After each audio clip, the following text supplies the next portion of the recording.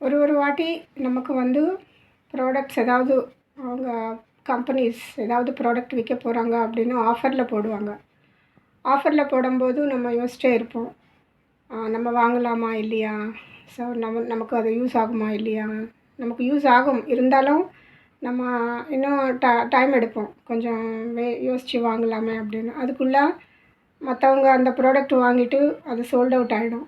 Sold out ஆகிடுச்சி அப்படின்னா அப்போது நமக்கு வந்து அது ஒரு விதமான லாஸ் தான். சப்போஸ் நமக்கு அந்த ப்ராடக்ட் கண்டிப்பாக வேணும் அப்படின்னு நினச்சா அது வாங்கி தான் ஆகணும்னு அப்போது ஆஃபரில் போனால் கம்மி விலையில் கிடைக்கும். அதர்வைஸ் நம்ம ஃபுல் அமௌண்ட் பே பண்ண வேண்டியிருக்கும். அப்போ நமக்கு வர வேல்யூ வந்து கம்மி ஆகிடும். ஸோ அதனால் வந்து ஏதாவது நமக்கு விருப்பப்பட்டதோ இல்லை அவசரப்பட்டதோ பொருள் ஒரு ஆஃபரில் வருது அப்படின்னா நம்ம யோசிக்காமல் சீக்கிரமாக வாங்கிறது எப்போதுமே நல்லது. ஸோ அதனால் மானிட்டராகவும் நமக்கு கொஞ்சம் பெனிஃபிட் இருக்கும். அப்புறம் அந்த ப்ராடக்ட் கூட நம்ம கையில் வரும்.